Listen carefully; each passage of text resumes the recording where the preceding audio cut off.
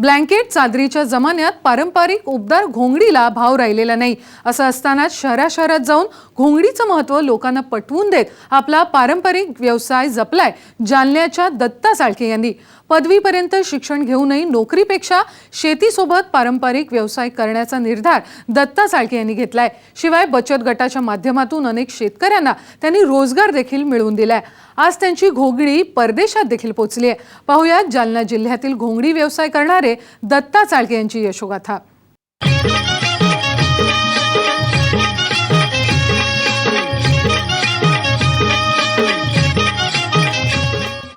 काठीनं घोंगडं घेऊ द्या किर, मलावी जत्रेला येऊ द्या किर।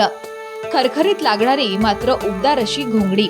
सध्या घोंगडीचं अस्तित्व हे फक्त गाण्यात उरलंय, कारण अंगाला खाजणारी आणि खरखरीत म्हणून शहरी संस्कृतीनं घोंगडीला कायम आपल्या घराबाहेरच ठेवलंय। मात्र आता हीच घोंगडी आंतरराष्ट्रीय स्तरापर्यंत गेली आहे आणि हे कर्तृत्व करून दाखवलंय जालना जिल्ह्यातील दत्ता चाळके यांनी। पदवीपर्यंत शिक्षण घेऊनही दत्ता यांनी नोकरीच्या मागे न लागता घोंगडीचा पारंपरिक व्यवसाय वाढवण्याचं ठरवलं। चाळके यांच्या कुटुंबात कित्येक पिढ्यांपासून घोंगड्या विणण्याचा व्यवसाय सुरू आहे। त्यांच्या वाडवडिलांनी विणलेल्या घोंगड्या 30-40 वर्ष वापरणारी मंडळी आजही हयात आहेत।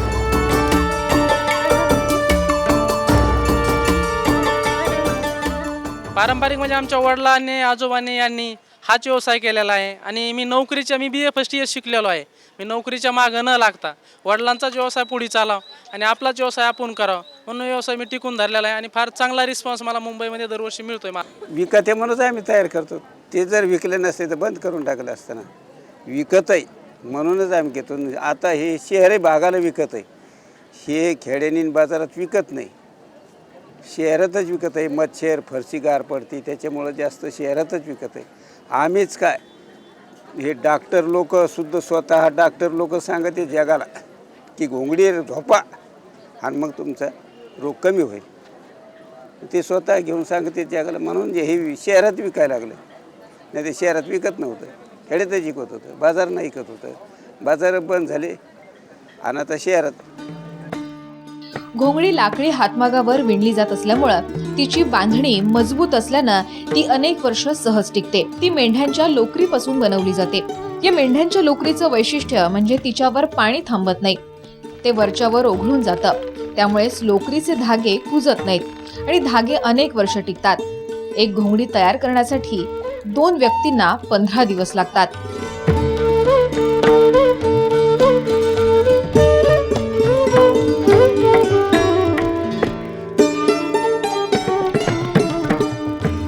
त्याला मेंढीचे केस कताई करावं लागतात। कताई केल्यानंतर ते तुरटीच्या पाण्यात धुवावं लागतात आणि धुतल्यानंतर त्याला मशीनमध्ये प्रेस करावं लागतं। प्रेस केल्यानंतर अशा जे राठा असतात त्या राठावर त्याचा धागा बांधला जातो। धागा बांधल्यानंतर त्या घोंगडीची याच्यावर लांबी काढल्या जाते। मी हे जे करतो याच्यावर त्याची लांबी काढल्या जाते। लांबी काढल्यानंतर त्याला हातमागावरती घेऊन त्याच्या लांबीच्या अशा 2 काठ्या असतात, त्या काठ्यामध्ये अडकवून त्याला चिंचाच्या खळीचं हे स्टार्च करून देतात। त्याला पाजन म्हणतो आम्ही। पाजन लावल्यानंतर त्याला विण काम करायला एका घोंगडीला साधारणतः छोट्या घोंगडीला 2 दिवस लागतात आणि मोठी घोंगडी असेल तर 5 दिवस लागतात। 2 लेडीज जर लागल्या तर त्यांना 2 दिवस सूत काढायला आणि 2-3 दिवस विणायला लागतात। पण सिंगल जर घोंगडी असेल तर 1 दिवस सूत काढायला आणि 2 दिवस विणायला लागतात। असं त्याला टोटल एक जोडपं जर म्हणलं तर 3 दिवस झटावं लागतं एका घोंगडीला सिंगलमध्ये। डबलमध्ये म्हणलं तर 5 दिवस जातात। आजच्या धुलई, गालीच्या, गादी, रजई या वापरांमध्ये घोंगडी काहीशी दुर्लक्षित झालीय। यातून मार्ग काढून घोंगडी अधिक आकर्षक आणि नक्षीदार बनवण्याचा प्रयत्न दत्ता करतायत। हिवाळ्यात घोंगडीला चांगली मागणी असते। हिवाळ्यात परिसरातील बाजारात प्रत्येक आठवडी 10 ते 15 तर विविध प्रदर्शनातून दत्ता यांच्या 50 ते 100 घोंगड्या विकल्या जातात।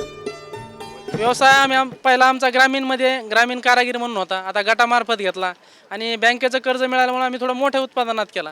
महिलांचं सहकार्य आम्हाला भरपूर मिळतं आहे आणि जेंट्स लोक याचं विणकाम करतात, त्याच्यामुळं प्रोडक्शन बी वाढलं आणि माणसं जास्त असल्यामुळे आपण त्याची किंमत कमी केली आणि लोकांपर्यंत घोंगडी कशी पोहोचायची हेच आमचा हेतू आहे। किंमत आम्हाला कमी मिळाली तर चालते, पण आपली घोंगडी प्रत्येकाच्या घरात असावी असा आमचा त्याच्याविषयी विचार करतोय। दत्ता यांची आई शशिकलाबाई यांनीही परिसरातील महिलांच्या सहभागातून अहिल्यादेवी महिला स्वयंसहायता बचत गटाची स्थापना केली आहे. या बचत गटातील महिलांचीही घोंगडी निर्मितीत मदत घेतली जाते.